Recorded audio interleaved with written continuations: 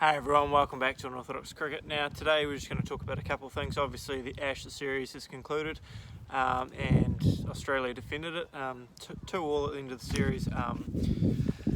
Hard to say which team played better cricket, probably the Aussies to be fair, with a couple of magical moments from Ben Stokes which won England a couple of games. So probably fair to say Australia dominated that series, but as a whole, there were just some standout players and then a lot of guys who did a whole lot of nothing, to be fair.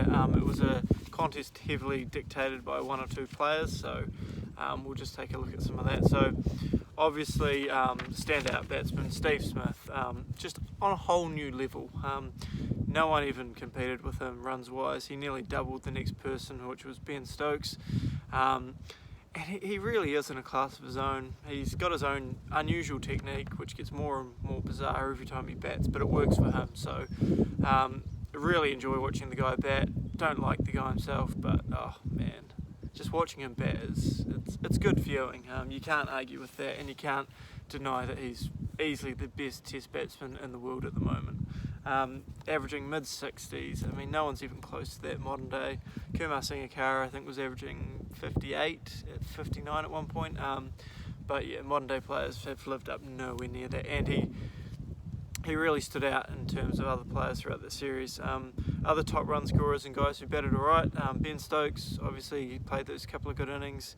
Rory Burns was probably one of England's standout. At least they've got a little hope there in the opening batting department with him going forward. Labuschagne was pretty effective for Australia. I think he picked up 5 half centuries, but will be concerned that he wasn't able to kick on and score a big 100 for one of those innings. And then Matthew Wade scored 2 tons with not a lot in between. So overall, I would say the batting from both teams was pretty disappointing. Yeah, just those 1 or 2 guys that carried each team to decent totals. Otherwise, there was not a lot going on run-wise. And a few guys who I think are going to get dropped come next series. Guys like Jos Buttler and Johnny Bairstow, I think you'd be hard-pressed to keep playing them. Buttler played 1 good innings, but guys of their calibre who you've seen dominate the white ball, dominate ODI cricket, yeah, you can't really justify a spot in the test team based on those performances.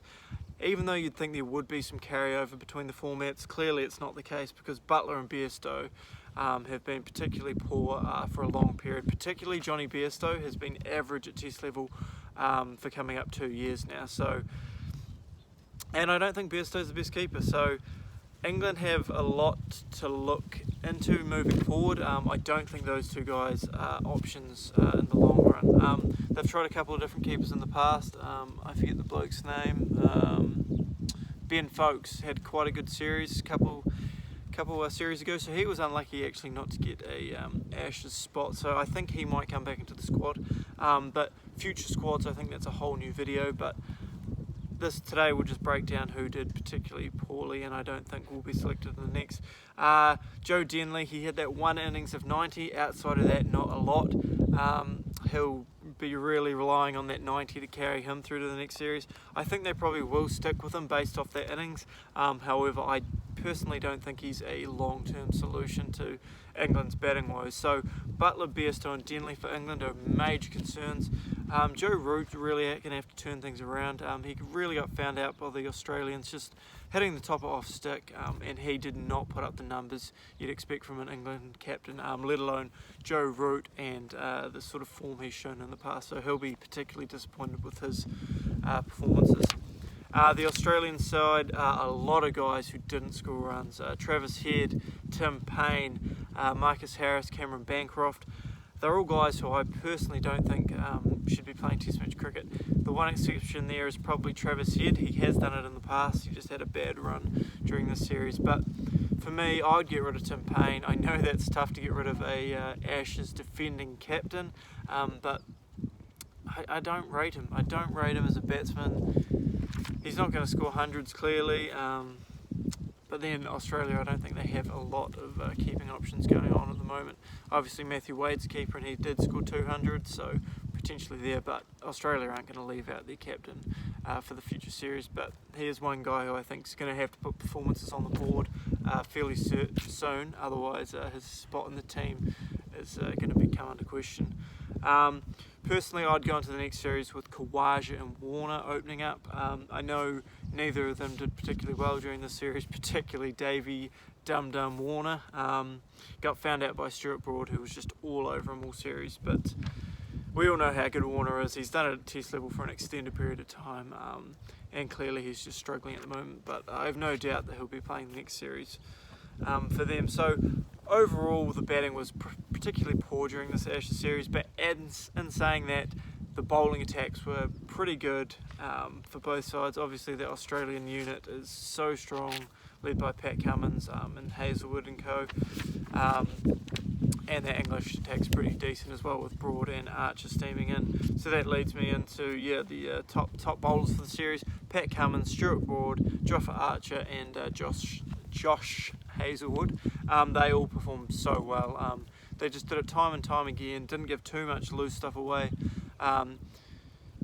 The English bowlers were a bit looser than the Aussie ones, but as a whole it was pretty impressive bowling from both teams, so that obviously leads into the lower batting averages of both teams. But yeah, it was some world-class bowling. Pat Cummins is on a whole new level. Joffa Archer's obviously just come into the test scene, but what a way to start his career. He proves that he has a lot of potential there. He was a little bit hit and miss, but when he was on, and he was just destroying batsmen. So really exciting for the English there. I think when Jimmy Anderson's back fit and playing, really good to see that he's decided he's not going to retire. A few people thought this latest injury might rule him out and he might call time in his career, but he seems to be really enjoying the game, and I'd love to see him kick on until he's 40 and just keep doing what he does, because he does it so well. So yeah, that was a pretty decent Ashes series. I would have liked to see a few more guys score some runs, but it is good to see that contest between bat and ball has sort of come right. A few years ago it was sort of bat dominated, but yeah, you can't blame the pitchers. Steve Smith scored runs, so yeah, guys just have to look at their own game basically. Obviously overnight there was a India-South Africa T20. The first one got rained off, and then the second one, Kohli was just too good yet again. 72 not out to win the game for India. But yeah, I think that's a particularly weak South African side. It's one of the weakest sides I've seen in a long time. Outside of Quinton de Kock and Rabada, not a lot of batting going on, not a lot of bowling. So I don't know, South Africa cricket's just going through those tough times. And as we sort of saw during the week, Cole Abbott, so one of the expat players, took 17 for 86 in a county 4-day game. So yeah, it's a real shame, because South Africa are a real powerhouse. Well, they used to be anyway, and it would be a real shame if things started to slip away and they sort of lost their dominance in world cricket. And it's looking more and more likely that that could be the case. I know in New Zealand we have a lot of South Africans come over here to play first class cricket because they can't get a gig back home, and you're seeing them all throughout world cricket now. So it would be a real shame if South Africa lost their big players like that. Like Kyle Abbott is a huge one to lose. He had such a great start to his test career, and there's other guys like him who are seeking better opportunities, more stable income, and better conditions basically. So yeah, hopefully South Africans can sort it out, because it will be a real shame if they drop off sort of the world cricket standard basically. So yeah, but that's about all going on in the world of cricket at the moment. Obviously there's a bit of Caribbean Premier League stuff going on, a couple of good scores in there, nothing too much of note. It's just really good to see when Chris Gale, Andre Russell, guys like that get off to a good start and start pumping it around. And yeah, so that's about it for cricketing news today. As for my own personal development of the cricket, it's been a bit behind schedule. I decided to go for a run on the beach the other day. Thought 4K would be sweet. Turns out if you go running on the beach, you need to ease yourself into it. So I did a wee stress fracture in my foot, so that's put me out of training for, I don't know. I can't really put weight on my foot at the moment, so that's pretty disappointing. But as for other content for this channel, I'll make sure I get some up in the near future and keep you guys entertained. Hopefully, as always, if there is anything you guys want to see, let me know in the comments.